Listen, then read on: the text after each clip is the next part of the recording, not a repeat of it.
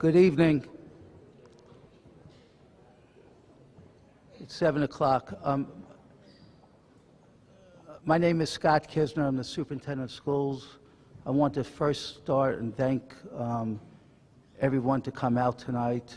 I recognize the weather might have made it a little bit more interesting, but this is an important meeting to make sure we keep the schedule.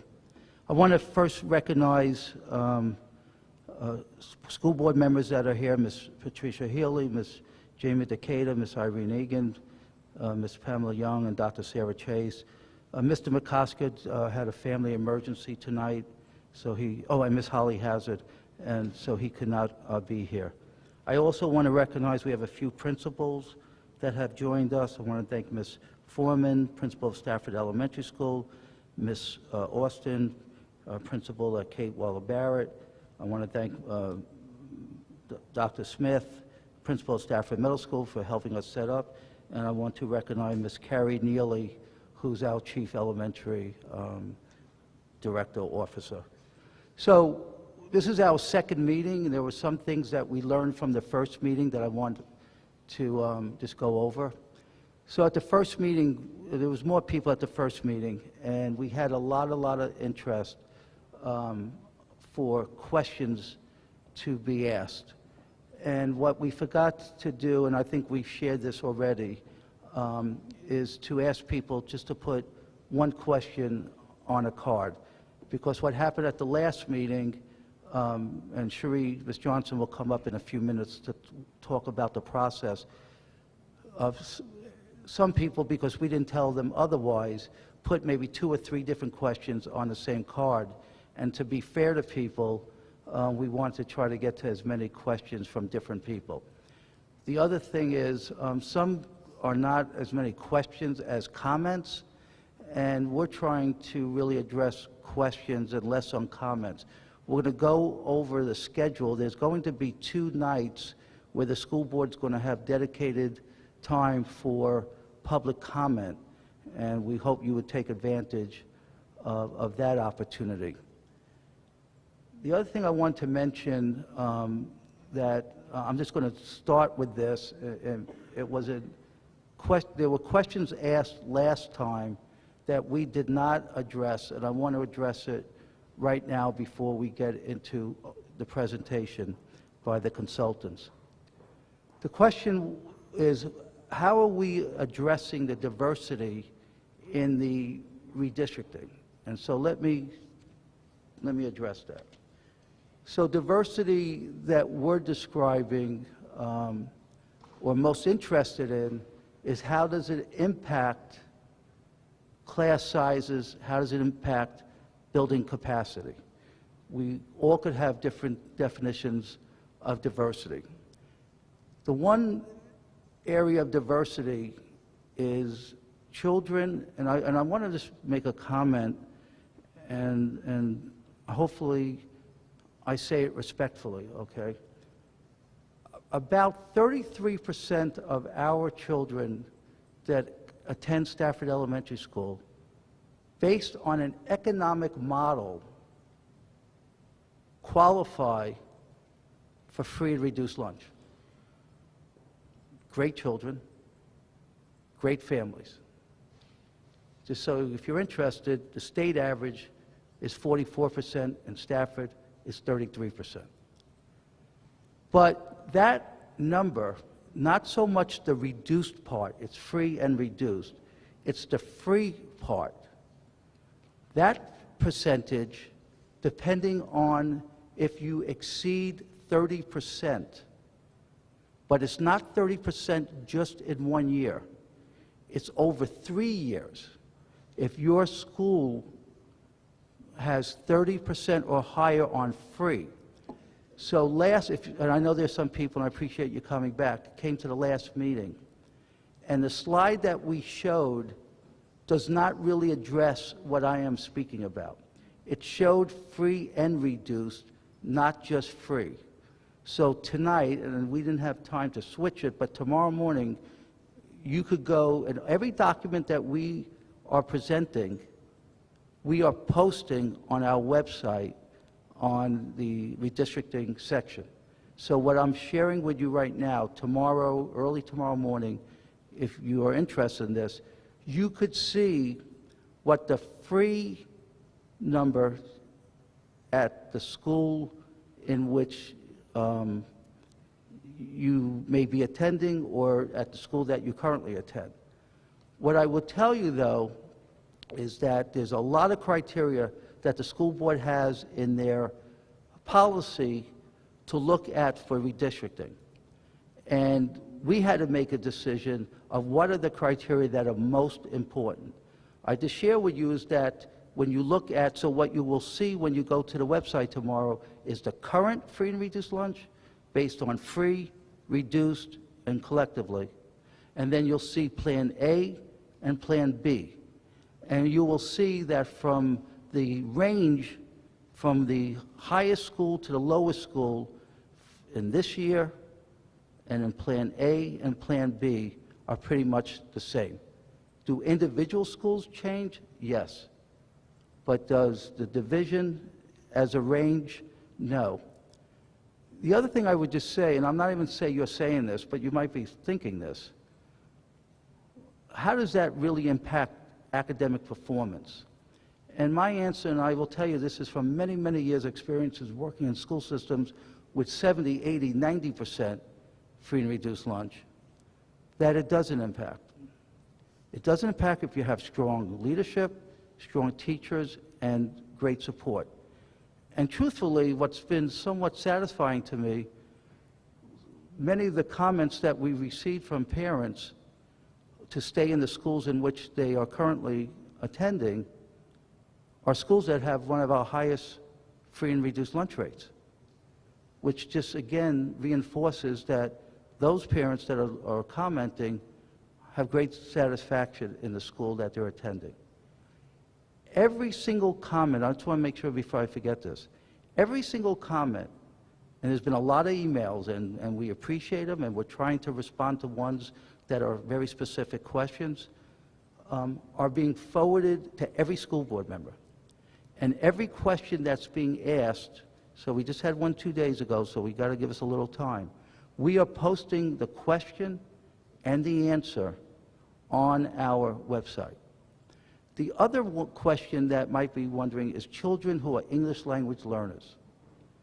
Okay, this doesn't as much impact class sizes, but it does impact how we will redirect resources. So children who are English language learners, certain schools have a greater percentage than other schools. As a division, we're about 8% of our children are English language learners. So there are state regulations and requirements, besides best practices, to provide extra resources, personnel, to support those children. So if your school has, you know, a number that's either going up or down in that area, you will either see increased resources or you might see decreased resources. And the last one I will mention that we will get into in greater detail, for parents that have children with disabilities, there have been some questions and concerns, to be honest, about the proposal for next year where those programs would be placed. But we have today, and we'll introduce the panel, our Executive Director of Student Services that oversees pre-K to grade 12 programs for children with disabilities, and she will be the person that will answer that question. So I'm going to stop here, except to say we do have somewhat of a smaller crowd than last time. And the other feedback that we got was, could you shorten the presentation?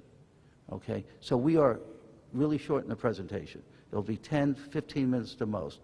And if we're targeted to end at 8:30, but I don't think anybody would object if we are able to move a little faster because of the weather to get out earlier. But we are still targeting to 8:30, all right? But if we finish up at 8:15, you know, I will stay around, the school board will stay around, and if you want to ask individual questions, you're more than welcome. So I'm going to introduce and welcome our Director of Communications, Sri Johnson.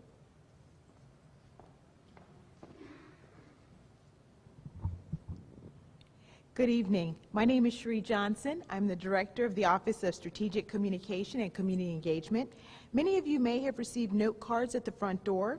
You can place your questions on those note cards. After a presentation from our consultants with ArcBridge, I will serve as the moderator and read your questions. The consultants will answer the questions, and you can also continue to fill out those cards with your questions, and a member of the communication team will pick up the questions and bring them up here to me. We will wrap up the event at 8:20 p.m. or sooner and try to answer every question. If we do not answer this evening, we will respond to you within several days with information. Please be sure to place your name and email address on the card in case we have to follow up with you for that answer. Please note that if a question has already been answered, I will move on to the next card.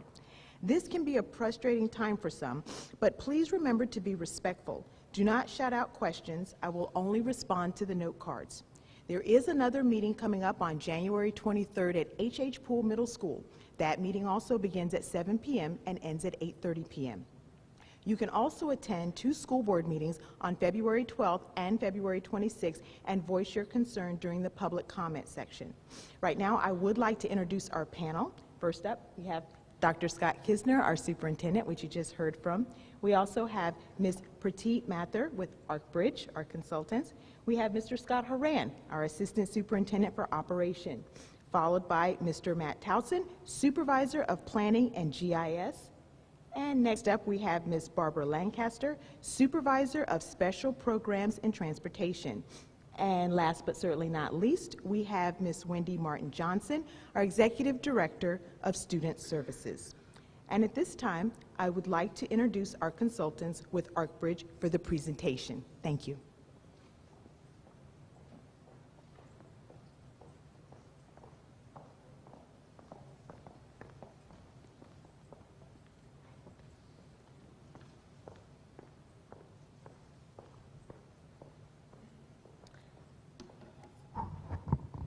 Good evening.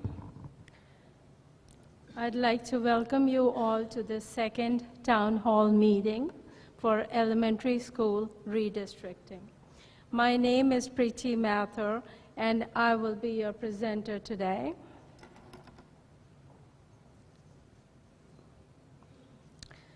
As per the timeline, this is the second meeting, and like Cherie said, there's going to be another meeting next Wednesday at H.H. Poole Middle School.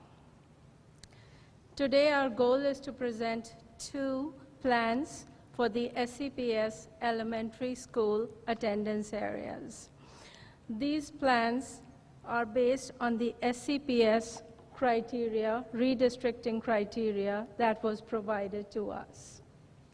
The plans have been reviewed by SCPS subject matter experts, and the plans were also presented to the SCPS school board on January 8th. Now to tell you who the subject matter experts were, we had representatives from the SCPS Transportation Office, SCPS Planning and GIS, Student Services, Stafford County Planning, and Stafford County GIS, or Geographic Information Systems. The redistricting criteria that we were supposed to use was, our goal was to balance enrollment across 17 elementary schools, targeting 85.6% utilization at 4th year. We were also supposed to look at proximity to schools, contiguity, connectivity. The goal was to keep the neighborhoods together, and I do want to emphasize as much as possible. Use 10-year enrollment projection data that was given to us, and also to use the SCPS planning units. The enrollment capacity data that was provided, and here, if you look at it, we have the program capacity, and we are targeting 85.6% based on the year 22-23. And if you noticed, if you had reviewed the program capacities talked about in the December 5th presentation, the program capacity was adjusted to include the special needs education program. I want to explain to you the planning units. The planning units are the building blocks that we use to create the plans A and plan B. The number of students here on this map, I'm showing you Stafford County, I'm showing you the planning units. There are about 411 planning units. And what we have done on this map is color-coded the planning units by the number of students that live in each planning unit. The color coding scheme is that lighter the color. So here, when you see the yellows, that is when it's going to be 0 to 10 students. And when you see the darker colors, there could be up to 185 kids in a planning unit. And this data is based on the September 2018 data, not including pre-K. Based on our analysis, we found that there were 5 schools which had high capacity utilization. And these schools were Winding Creek, Whitewater, Rocky Run, Stafford, Brent. And then there are 2 schools which had low capacity utilization, and these schools were Garrisonville and Rock Hill. There are 4 schools which have disconnected attendance areas, and on this slide you're seeing, On this slide you're seeing Hampton Oaks and Park Ridge. So here you see Hampton Oaks, and there are 3 disconnected areas, and you have Park Ridge and this area. And on the next slide, I'm going to show you Falmouth and Brent. And Falmouth has these 2 areas, and Brent has this little area. So we have 4 schools with disconnected areas. So having shown you the redistricting criteria, the planning units that were used as building blocks, I now present to you Plan A. And as you walked in, there were maps, Plan A and Plan B. And here, just to tell you how to read this map, the red line, the red outline is your existing boundary, and the yellow shows you the proposed boundary. The yellow for Rock Hill only, but color shows you what the proposed boundary is. And in this plan, we have 3,195 students that were affected, and that was based on the 2019-2020 enrollment projection data. Here we have a 7-year view of the schools are listed over here. We have their program capacity, and then we have the years. And I want to once again bring your attention to year 22-23 that was used, 85.6%. So if you look at it, this is what we have been able to achieve. And this is already on the website and will be put on the website again for your review later. Plan B, we have a different configuration we have presented to you. The scheme is still the same. You have the red outline, which is your existing boundaries, and the color shows the proposed boundaries. Now in this plan, we have 3,800 students affected based on 2019-2020 enrollment projection data. In this, we have the Plan B 7-year view. So we have the schools here, and we have the years. And once again, I want to show you the year 22-23, from where we got this 85.6% capacity utilization target. Okay. With this, what I'm going to do is, I'm going to show you just a couple of schools here to show you how to read the maps. And if you see the walls, we have a map, actually 2 maps for each school. We have Plan A, and right below it we have Plan B. So you can go and see those maps. And so here, just to show you, we have the program capacity for the school. And like I showed you before, the red outline is your existing area, and the color shows the proposed areas. On this slide, I'm showing you Plan A and Plan B, and I'm also showing you the schools that would be affected. The schools in this case that are affected are Brent and Garrisonville. So the neighboring schools do get affected. I'll just go through one more, and then we would open the forum for question and answers. In Plan A, we have listed, the way we have done the slides, we have listed all the neighborhoods here, which we took from Brent and assigned to Rock Hill. And if we gave any neighborhood to a neighboring school, like here, to Garrisonville, so this is the area that used to be Rock Hill, but we gave it to, we assigned it to Garrisonville in Plan A. Likewise, 2 changes. So this is how, when you get to see the slides, this is how we have organized them. And now I think I would like to invite Cherie to get on with the question and answers.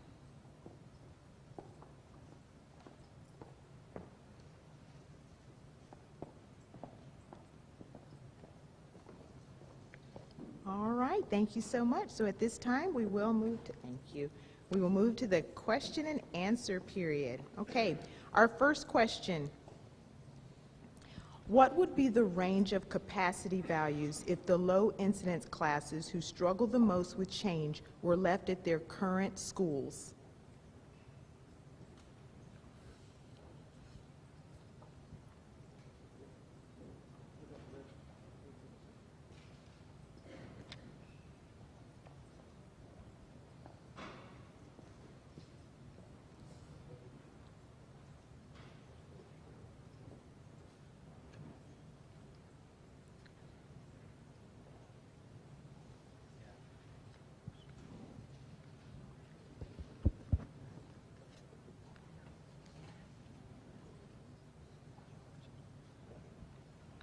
All right, I got it. Matt Townsend, Supervisor of Planning and GIS. So the range of capacity values, if the low incidence classes were left at their current schools, cumulatively across the county increases by 6. And then obviously any school that has more or that is proposed to have an adjustment of their low incidence program would be adjusted. But cumulatively across the division, it's a 6 capacity difference, just based on programmatic locations and changes from current. Okay. Next question. Who ranked the criteria?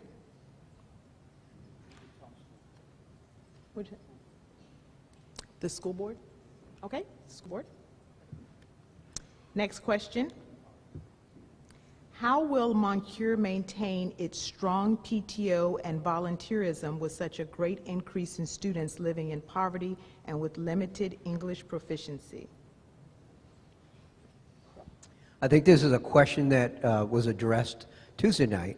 I think Principal Mackey and his staff will embrace all the children from whatever neighborhoods are assigned to Moncure, and through their hard work will cultivate a PTO, PTA presence that will support the school in years to come.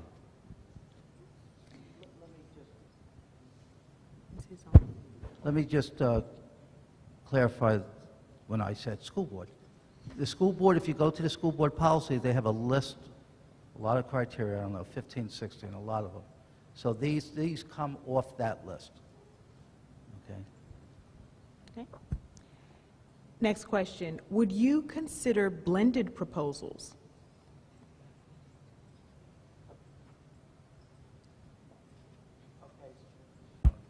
So I think the question is, would there be another proposal? And that's an option the board could consider. The board, after all the feedback they receive and the cards and the comments, there's an A, there's a B, and there could be another one. That will be up to the board after they deliberate.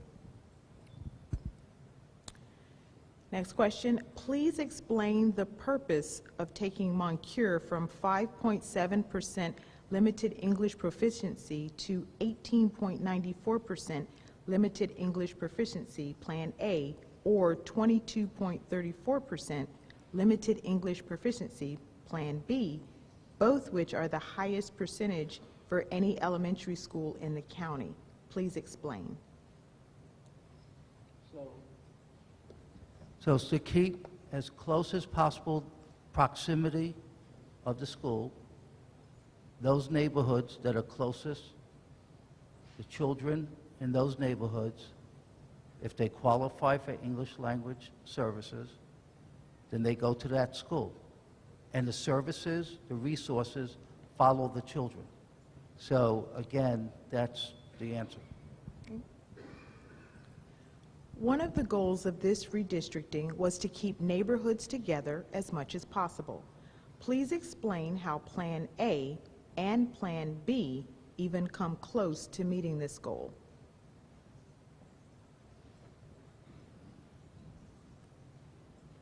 In Plan A, we have split 11 neighborhoods.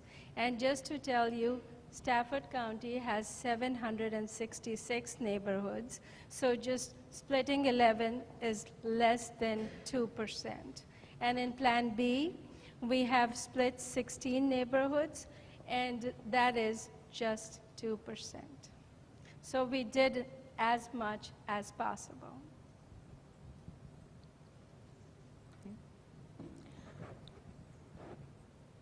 This person says that Dr. Kisner said that the school board might add some other options for consideration. When will that happen? And will parents have an opportunity to comment on the revised plans? I definitely said that, okay? Sometimes I'm told I said things and don't remember saying it. Yes, so as I already described, the board and all their deliberations are going to be open, public, nothing behind closed doors. They'll be televised. There'll be work sessions. If it's a work session, it's it's in the Blandy complex. So if the board comes up with another plan, then they will have an opportunity for people to give input or feedback on that plan. You've put the Arc Bridge proposal on the website. Would you put the final contract on the website too? Absolutely. Certainly a public document. It is a contract, and we'll certainly post that. Okay. Garrisonville Plan A targets Claiborne Manor for transfer of students from Brent to Garrisonville. Why does this plan advocate for that?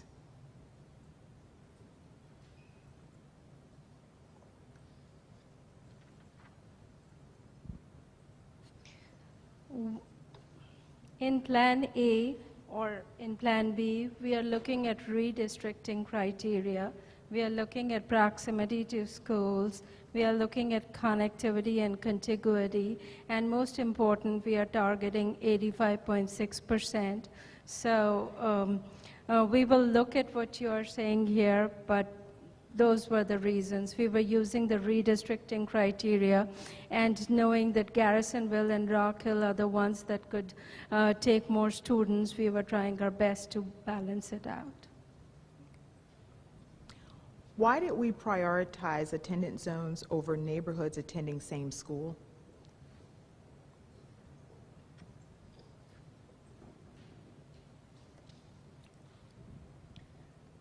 What we have done is we have looked at the neighborhoods, we have looked at planning units, we have looked at proximity to school, and we have tried to put the schools, the neighborhoods which are close to their schools. In some cases, it was not possible because like Winding Creek, the school is already full, so we could not assign any more neighborhoods to them, but That was our criteria, and we did look at it. But if you have some specific cases, please let us know, and we will review them one more time. Was CSR capacity adjusted for schools that will be CSR now and wasn't before? At this point in the process, no CSR has been adjusted, but that's something that we're exploring moving forward. Class size reduction, so 30% or more free lunch. This person is a realtor. Was resale value or real estate desirability a factor in this plan, or will it be in the future? The answer is no.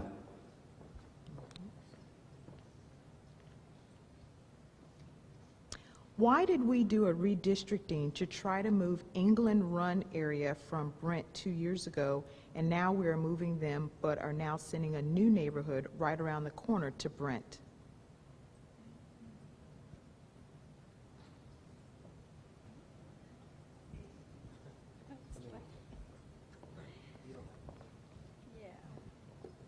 I do not have the history of what happened to England Run before, but let me tell you. England Run North. Let me just look it up real quick. Okay, England Run North used to be in Hartwood and Falmouth. And now we have in Plan A, we have in Falmouth and Brent, and in Plan B, it's all in Falmouth. Okay, the next question. Shuri, could you? go ahead. I do just want to add one thing. The England Run area, as many of you know that are England Run residents or are familiar with England Run, it's a very dense area in a small geographic location. Historically, it's been very difficult for us to manage.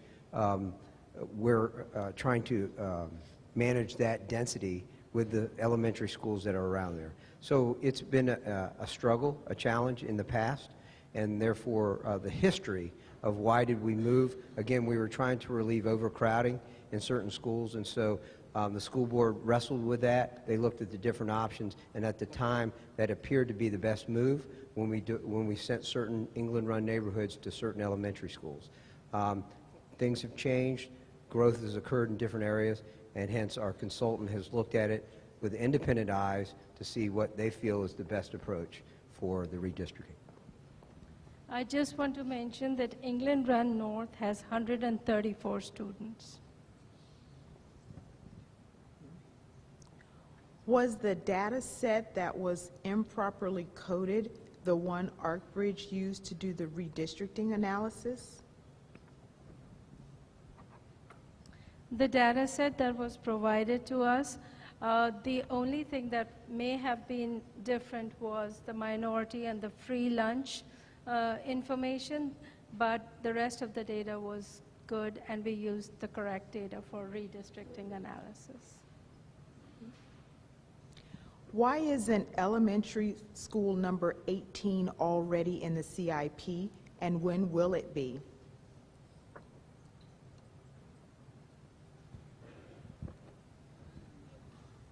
That's a really good question that's been asked a lot. So, only thing I would just share with you is that the school board and board of supervisors are having conversations and trying to determine the criteria for a new school to be planned, designed, and built. And last night, the subcommittee of the school board met and to begin to define a criteria that they would like, the whole board has to act on it, but they would like to support. This Monday, I met with the county administrator to share my thoughts and what I believe will happen soon. I think actually next week there's a meeting of the chair and vice chair of the Board of Supervisors and the school board are getting together, and my hope, like I think everybody here, that we get clarity of what determines what number determines a new elementary school, and get that planned sooner than later. Factoring of bus ride times on plans A and B.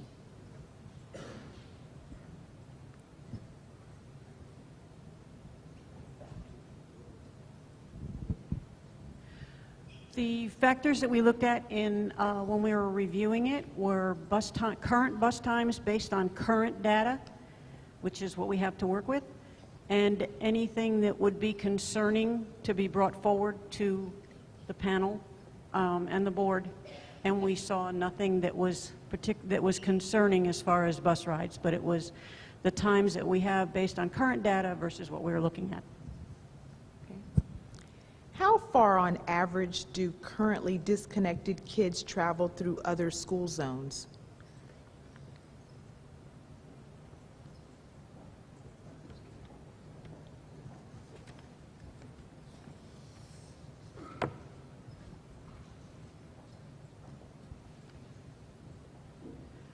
As far as the disconnected zones right now, we have Park Ridge, which is, we have a pocket, or what we call an island, at Woodstream.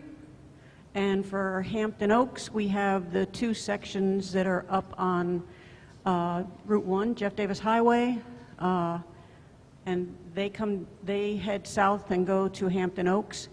We have a section for Margaret Brent that's out by Plantation Drive. I'm sorry? England Run, yes. But those are the furthest ones that we have at the current time. What considerations were made for our high proportion of military families that undergo numerous transitions in support of our country? There were no overt plans to address the military population and their 2 or 3 year PCSing. So they were just embedded in the overall data within our community. How will the redistricting impact rising fifth graders? And will transportation be provided for fifth graders who wish to remain at their current school? Fifth graders, rising fifth graders are welcome to stay at their current school. However, it would be contingent upon parents being able to provide transportation. If this rezoning is based off of a 10-year growth estimate, why are we implementing this change in a year when we're already moving the school year up?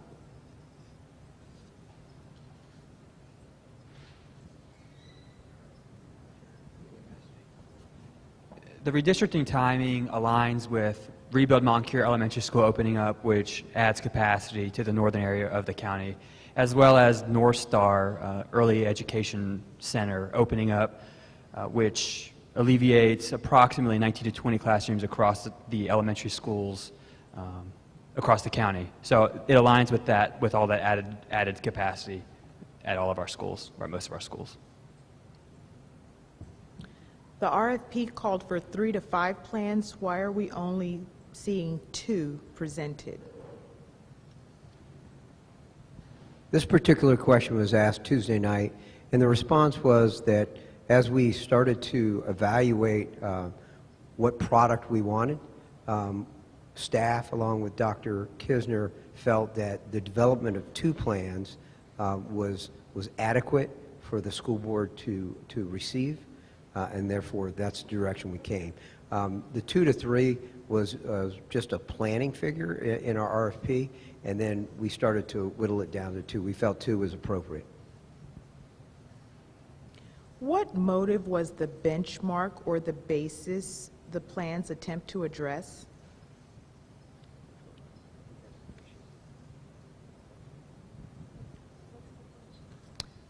What motive was the benchmark or the basis the plans attempt to address? Well, we are trying to balance the enrollment across all the schools. As I showed you, there are 2 schools with only 65% capacity utilization. 65% capacity utilization, and then there are schools like Winding Creek there will be overcapacity and they will be overcrowded, so the goal was balancing the enrollment. How can neighborhoods influence the school board to vote in favor of a specific plan?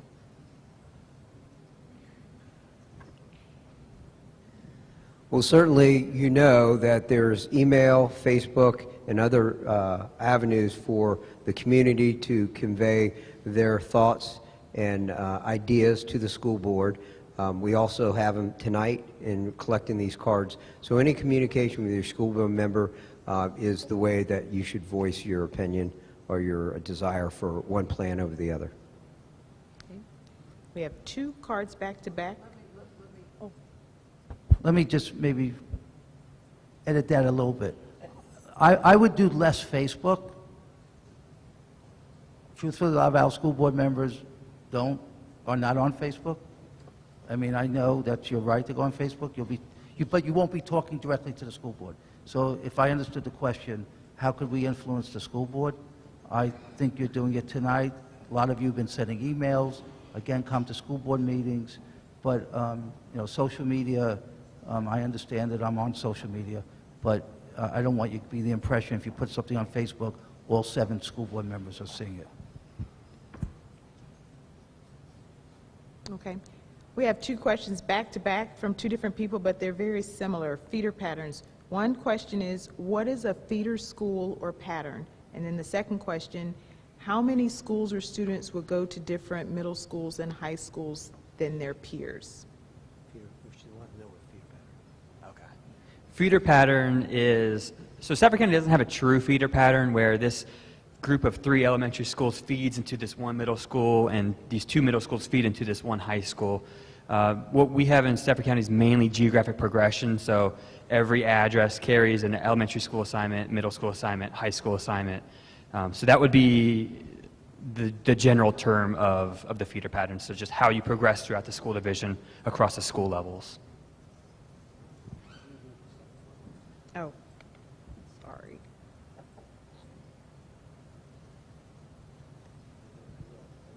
Okay, the second one asks, how many schools or students would go to different middle schools and high schools than their peers?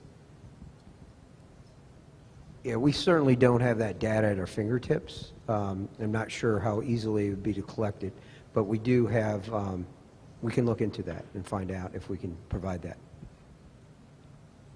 Okay. Would any current students be rerouted to a different school in our subdivision in England Run North?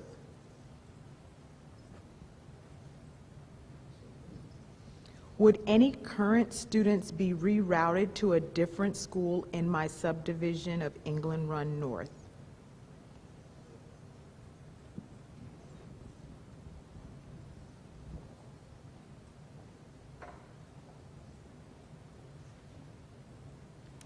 England Run North right now goes to Hartford and Falmouth, and in Plan A, they would go to Falmouth and Brent, but in Plan B, they stay in Falmouth. All right.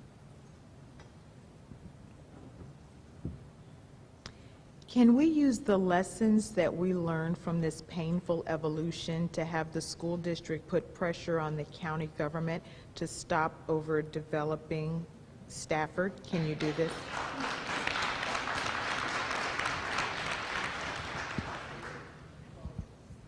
So my answer is it's a we. So if we want to put pressure on for new things, we do it. I don't know if that's a comment or a question, but. Okay. Transportation, I'm not sure if you answered this, but how much longer would the bus ride difference be between Plan A and Plan B? Not sure, did she answer that? I don't know. The evaluations that we did based on current data are that there will not be any bus ride. It's difficult. We now have some bus rides that are longer than others.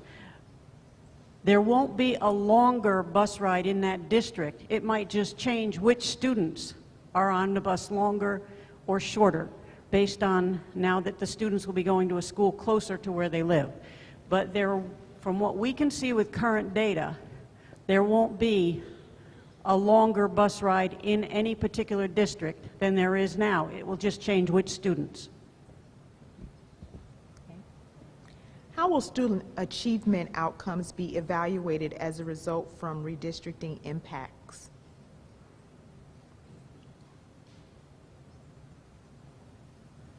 So that question was also asked on Tuesday night, a similar one.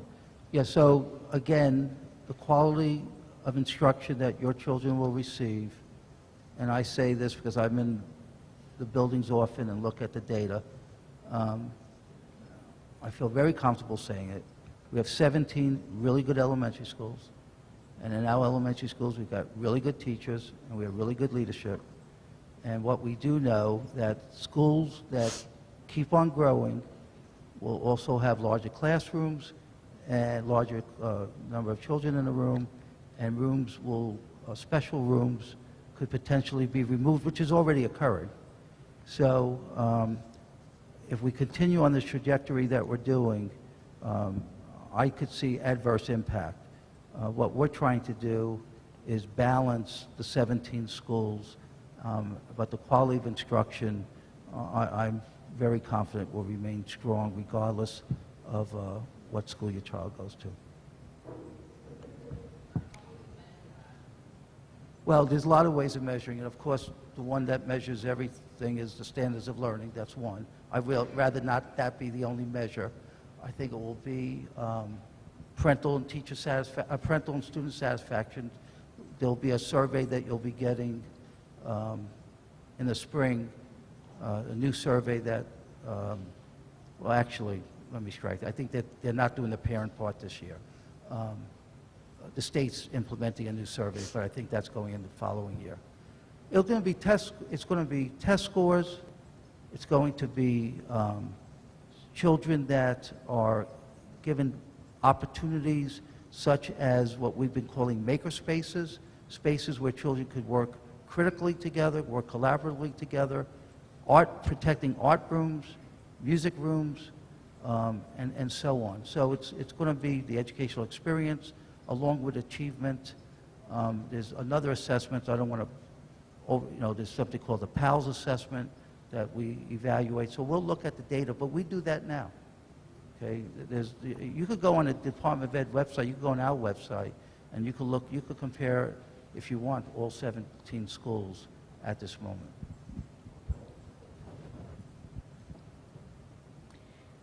In the first town hall meeting, we were told that one county employee restructured the APUs. If so, why was this the responsibility of only one person?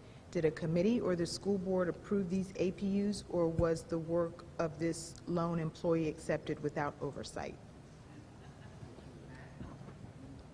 Lone soldier. So there were, the planning unit changes were not approved by the school board. The planning unit geodatabase is a staff-maintained database that aids in the projection process as well as redistricting. Why was it me? I'm the supervisor of GIS for the school division, and it's a GIS data set. So, What quality assurance procedures did you have in place to ensure the mistakes with demographics didn't occur in the planning analysis?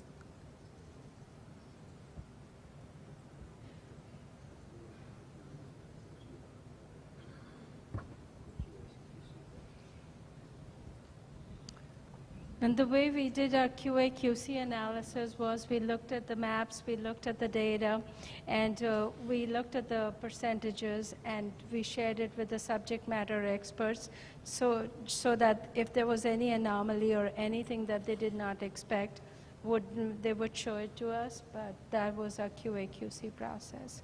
We did a lot of automatic QA/QC, but we also had to go and do some QA/QC manually and look at each and every neighborhood. can you repeat that real quick, Sheree? Just want to make sure that if I need to answer it.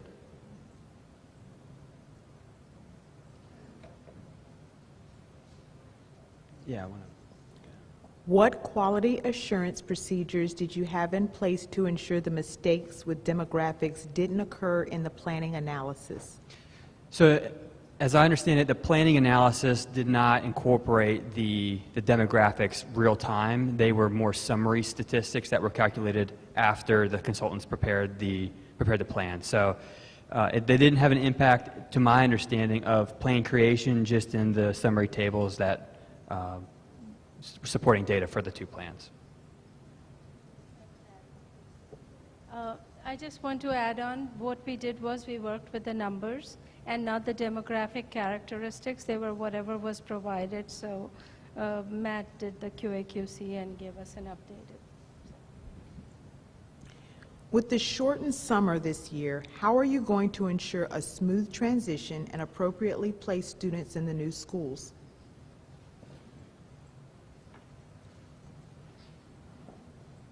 So that's a really important question. So the school board, as you saw in the timeline, my hope as superintendent, because whatever decision the school board makes, then I get the responsibility to make sure that it's implemented correctly. So there's a lot of things that has to be done. One, we have to work with families so they truly understand where their child's going. Two, we have to make sure transportation does all the routing. Third, we have to start redirecting staff based on the new numbers, resources that I already mentioned, like English language learners, and if there's programs for children with special needs.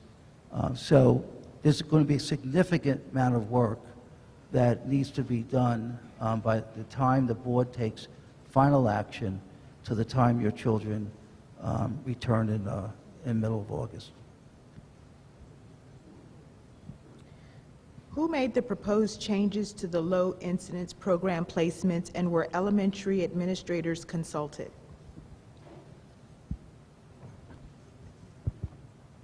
As a part of the entire redistricting effort for the 17 schools, all of our low incidence programs were considered because they are an integral part of those 17 schools. So we have approximately 45 low incidence programs for autism, emotional behavioral support, intellectual disabilities, and multiple disabilities. We are working with those administrators based on what's adopted by the board, and we'll work with them to transition based on what plan is accepted. How can we as parents help this change go as smooth as possible for the administration, teachers, and our children?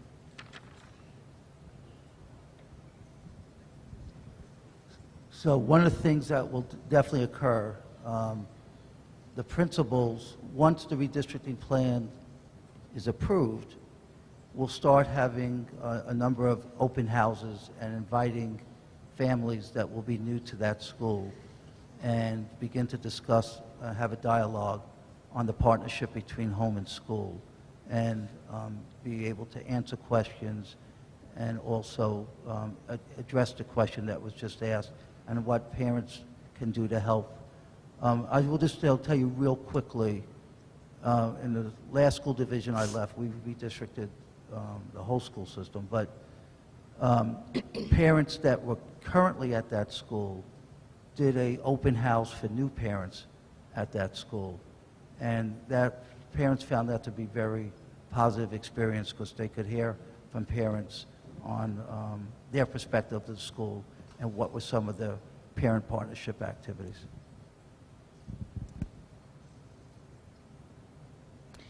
If there are overcrowding issues at Winding Creek or other schools, why not help them out without moving over 3,000 students?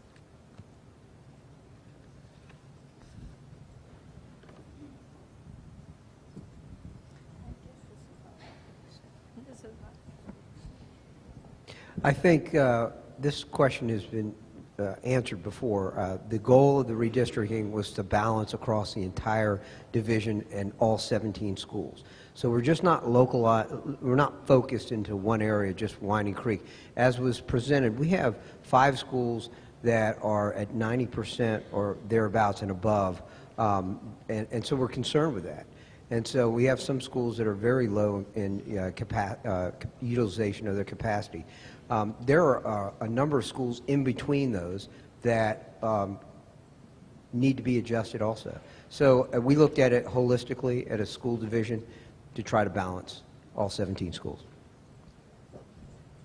I would like to add to this, it's not like that if I work with Winding Creek, it affects the neighboring schools. And when it affects the neighboring schools, then it affects the other neighboring schools. So it's not like that I can work or we can work with one school in isolation. Will there be modifications to the plans given the new demographic data? Again, I think that Dr. Kisner already addressed that question. How can transportation and the consultants be sure that Plan A and Plan B are viable options when a thorough deep dive into exact bus routes and commute times has not been conducted? Transportation reviewed both plans, Plan A and Plan B, after determining what our longest bus routes were at any of the schools based on current data. To try and offer exact bus routes based on data we don't have wouldn't be presenting information that would be helpful. What we could do was, based on the opinion of our experienced route coordinators and supervisors, look at what the new zoning did and predict whether any of the routes in the new zones would actually end up having a longer route than currently exists at that school. And that's what we did.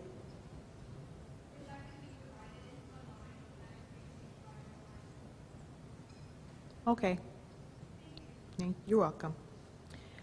Will there be additional teaching staff added to Ferry Farm to accommodate the additional 100 students? Again, I think that question has been answered. If the school board decides on a specific plan, the instructional staff and Dr. Kisner will look at that and see where de-staffing or increased staffing will need to go at the different schools based on the distribution of the students. Since the question was not answered, I will ask again. Were teachers and administrators consulted before the low incidence program placement proposed? We did the program projection or proposal based on the same criteria that we were using with everyone else, to try to get these students closer to their neighborhood schools, to reduce the time that they're transferring into schools or riding the buses into schools. We can work and consult with our teachers and our administrators, and we will once the board determines what path is chosen. But we went with the same process that was used for the 17 elementary schools as a whole program view. Many counties around us, Fairfax, Prince William, Loudoun, for example, have enjoyed explosive growth. I've never heard of redistricting such as we're experiencing here. Have you reached out to find out how they avoided this recurrent issue to help us in Stafford County?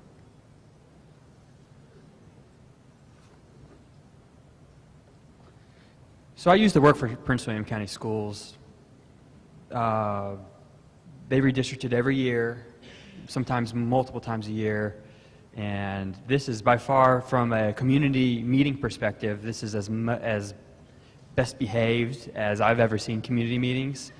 So I think that the process is going well. This Stafford County School Board chose to hire a consultant. Where at my time in Prince William, we did it in-house, but that's really the largest difference, the community meetings and how well they're going, and the consultant being hired. At what capacity percentage would we begin seeing a loss of special area classrooms, like, for example, art or music or intervention classrooms? Can you repeat that, Sheree? At what capacity percentage would we begin seeing a loss of special area classrooms, like art or music or intervention classrooms? Certainly, once you get above, and it's a little arbitrary depending on the school, but roughly about 95% of capacity. That school is significantly up against their classroom caps. So that's where, if there's a classroom that needs to spread because if they don't add another teacher, they're going to exceed their class maxes. That's how those special classes, such as art and music, get infringed upon. But you can generally, and that's general, 95% or so. Are there any other neighborhoods besides Hampton Oaks that are split among 3, 4, or more schools?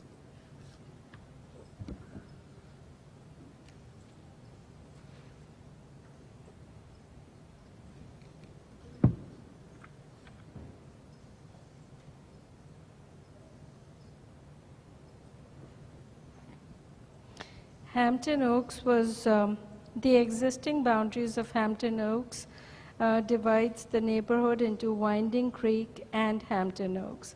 Now with Plan A, we are doing Park Ridge and Winding Creek and Park Ridge and Hampton Oaks. So, 2?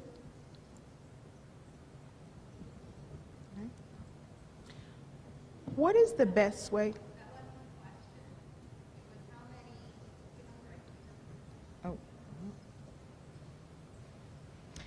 I know for sure Aquia Harbor has been, it's split into schools in Plan A, but we can provide that information. Like I said, in Plan A, we have 11 neighborhoods that have been split, and in Plan B, 16. Is that your question?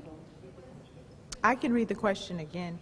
Are there any other neighborhoods besides Hampton Oaks that are split among 3, 4, or more schools? I don't think so, but what we can do is we can look into it and get back to you with the answer.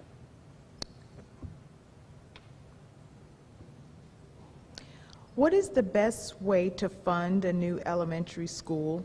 Is there tax money available to be appropriated to the cause, or do we need a ballot measure for additional taxes?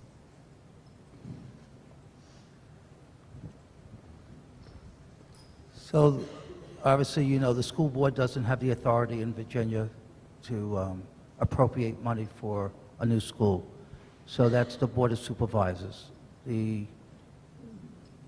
typical way, and Stafford tends to follow the typical way, is that the Board of Supervisors make the decision, and then they go out to bond, and basically they borrow the money, and they look at their ability to pay it back and how much debt they're able to have. A question that was asked at the last meeting, and it is true in certain communities, certain states, it's more typical than atypical, there would be a referendum and let the public decide if money should be allocated to new schools. But what I'm just saying respectfully, just not pointing fingers, that the question earlier, how do we move and influence a new elementary school? I don't want to speak for the school board in this, but I think I am. There's no one disagrees that a new elementary school is not needed. I would just ask, the passion you have about this topic, which I greatly appreciate, I would also ask you to maybe channel it to your Board of Supervisor representative and let he or she know your thoughts about putting money towards a new school. How do we ensure that bus rides do not get any longer than they already are for kids on Marlboro Point? That was one of the particular areas that we looked at with both plans. And currently, as anyone who lives out there knows, that is one of our longer bus rides. And from what we are looking at, we don't see a concern of any time difference that would be a considerable concern going to either one of the schools. It's still going to be a long bus ride. We can't change the distance from a school. Why do the APUs include commercial zones? Part of the topology that's in effect for the geodatabase is no gaps and no overlaps. That's just kind of a general principle. So if we excluded commercial resident or commercial areas, you're going to have gaps in the planning unit. The planning units have to be fully encompassing of the entire county. Obviously no students get generated from commercial areas, but that's why they are included in planning units. Rather than email answers only to those who ask the questions, why not create a web page showing the answers to the questions? And actually, this is what we're actually going to do. So we're going to, on our web page for redistricting, we're going to present a list of the questions as well as the answers so that you can see all of the questions and the answers. So actually, we're already working on the one from Tuesday night at Drew Middle School, and we'll be placing the questions and the answers from tonight on the website for Friday and Tuesday. So that's a good point, and we are doing that. Next question.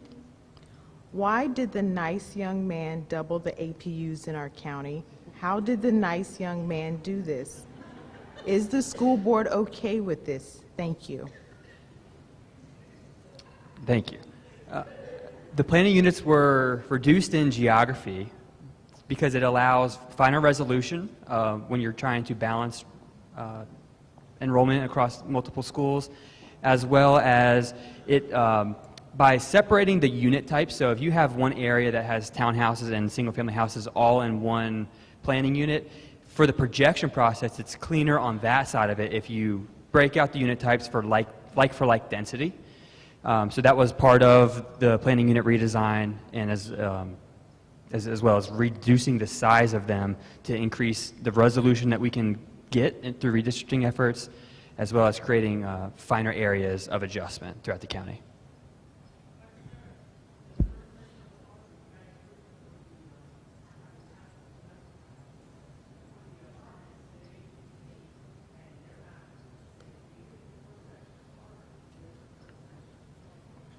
Of Aquia Harbor?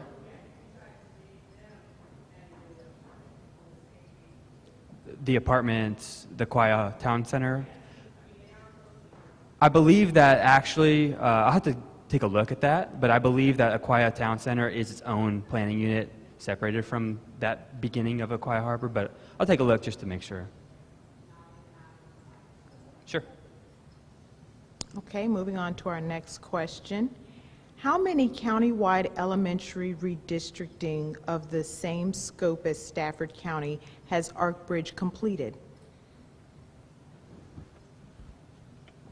This was a question that was asked on Tuesday's meeting as well. We have done 8, and the last one that we did was for Yorktown in Virginia. We have also done San Diego County, which is pretty big. Were any school board members consulted during this process prior to the presentation?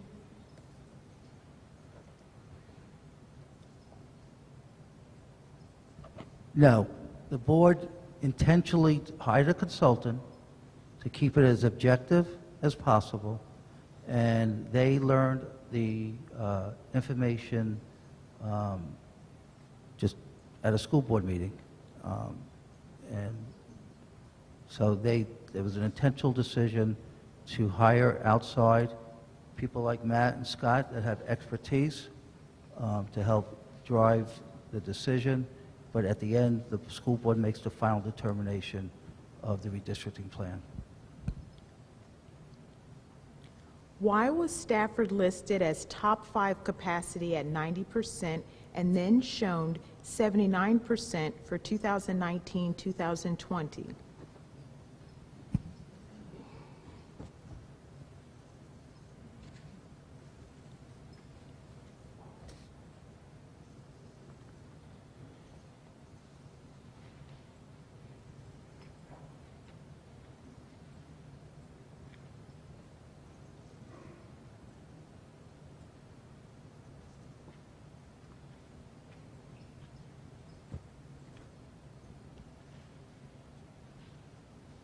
Stafford is in 2019-2020, it is at 76.92%, and that is based on Plan A, because we changed the area, and these percentages are based on projection. And the idea is if we reduce the area, then we would reduce the enrollment. So in Plan B, we have 79.21%. So these percentages are coming after we redrew the attendance areas, and we use the projected data. So currently, if nothing was done, Stafford is at 90%.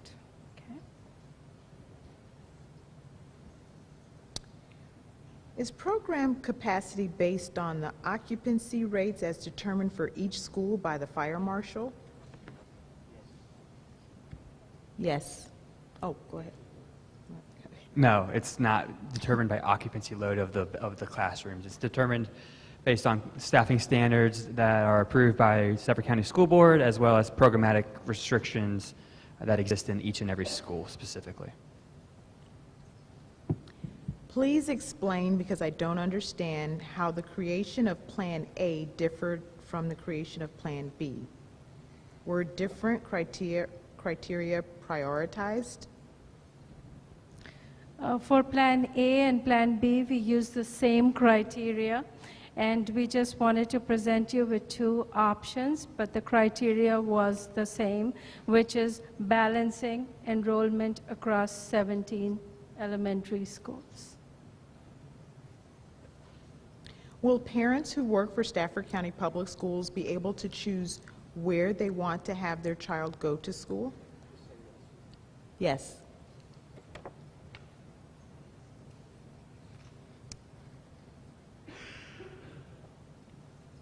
I'm not sure if you answered this or not, you might have. For the map of the APUs with the current enrollments, would you describe your methodology for using those numbers to create enrollment projections for the next 5 years? Say that one again? Okay.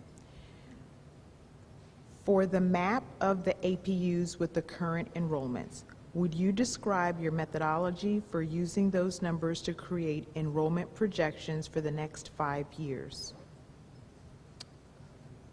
Okay, so the map with the planning units, I'm assuming the one that's on the redistricting website. Planning units feed the projection process two ways. Cohort progression is calculated at the planning unit level.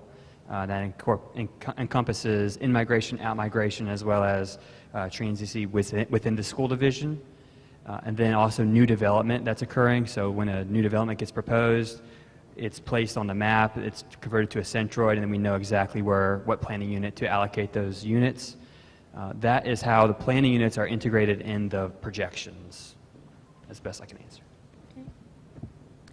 When capacity numbers were determined for each school, were any areas of the school considered as sacred, such as art, music, teachers' workspace?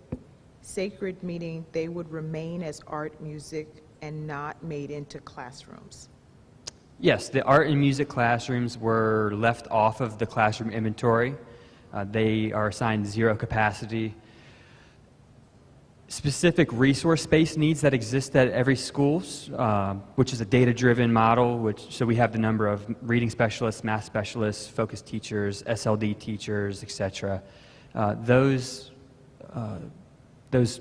teachers were allocated space, and that resource space does not count for program capacity or capacity at all in the projection model or in the program capacity model. What is the staffing standard? How old is it, and is it approved by the school board? I believe the current staffing standard was approved in 2016. And what is it? It determines the ideal and maximum class sizes permitted to guide staffing throughout Stafford County. And they are a board-approved item. Has the consultant thought of any changes that might be needed after Tuesday night's town hall meeting? The purpose of these meetings is to present Plan A and Plan B to you, and we are getting feedback from you, and we are going to present all your requests to the board and to Stafford County Public Schools Planning Department, and based on what they say, we will be ready to make the changes. What thought was given students who have only been in the county less than a year and are still adjusting? None.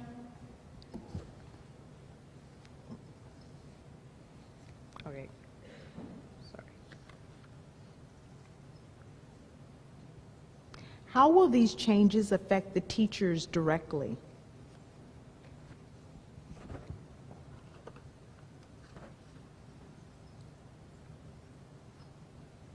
Okay, again, class sizes determine, the number of students determine how many classes. So teachers, if schools are gaining students, if schools are losing children, teachers could potentially be redirected to a school that has more children. And if a school is, and the opposite holds true of children, if a school's losing children, then that school would have less teachers. Where was Moncure in the high capacity, low capacity part of the presentation?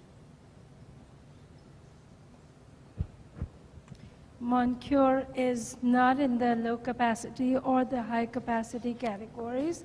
The only reason why Moncure gets affected because the disconnected areas of Park Ridge and Hampton Oaks, the students, the kids living there are closer to Moncure, and they were assigned to Moncure, and that is the reason why Moncure got affected.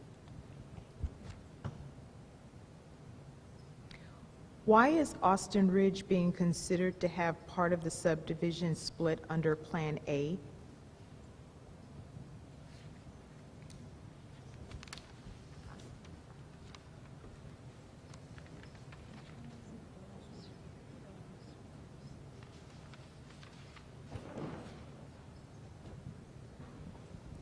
Although Burns was not in the high capacity or the low capacity categories, but when we were looking at projections and looking out in the fourth year, it was getting up to that capacity, and in order to release Burns, we looked at Austin Ridge, and that was one of the possibilities in Plan A. In Plan B, we have not done that. Is one plan proving to be more popular over the other? That's your choice. We've been hearing about, some people have been saying about Plan A, please go for Plan A, and some are saying, we want Plan B.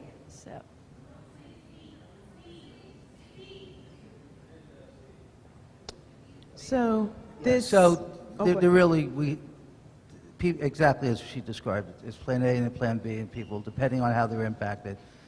I'm going to say one comment, and then we're moving on. Well, if the board does Plan C, I'm sure there'll be other people that will be impacted. You know, we just have to be recognizing that there's Plan A and Plan B. Whatever plan we have, there will be an impact group. So the question before, why just two plans? Because I think this feedback makes it more manageable to compare and contrast, and then if the board wants to alter, then a Plan C would develop. How did opening the North Star facility impact the new class student enrollment for the elementary schools?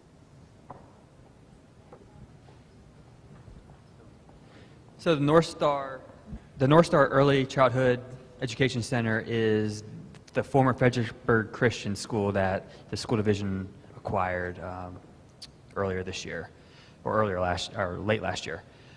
That affected the elementary schools by removing or allowing for the removal of all of our early childhood special education classes that were housed in elementary schools to be split between the Gary Melchers complex, which houses some early childhood classes now, as well as Head Start. And so some of the Head Start will move from Gary Melchers to North Star, and some ECSE classes move from elementary schools to North Star, as well as Gary Melchers. This year, our school, Park Ridge, eliminated double loads. In Plan A and B, will double load transportation be needed?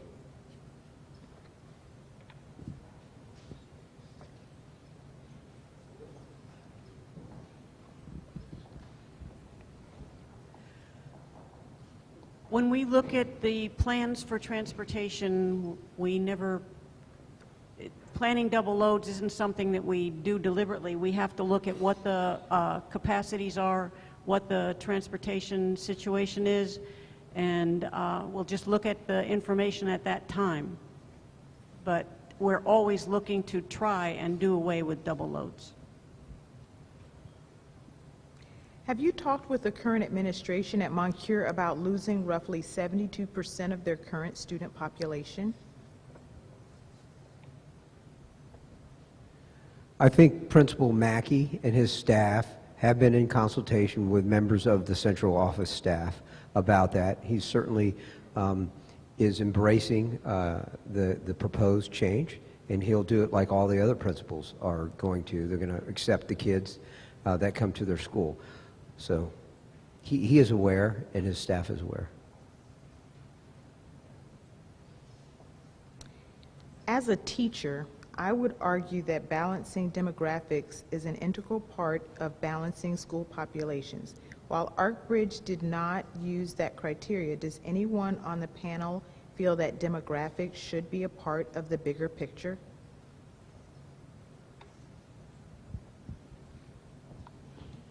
Demographics, where I see, is tied to what I said earlier, class size reduction, because that will help us understand the staffing patterns.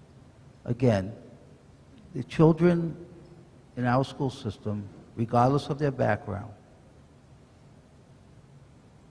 always and should get a high-quality education. And the criteria, again, should not change for them. So if the objective is to try to keep them as close as possible to their school, that's what should occur. So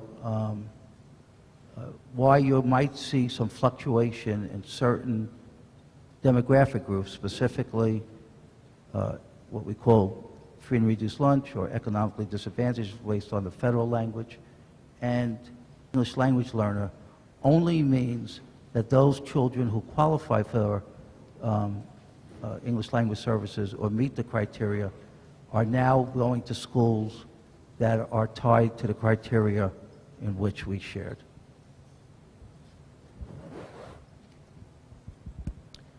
For the school board, with the process of sharing all emails, if we have multiple comments to make, is it easier if all comments are put in one email or multiple emails that each have their own theme in the comment section?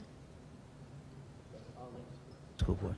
I think if you could put in one, we're all in, all right? So if people want to consolidate comments into one email, it might be easier, but that's your choice.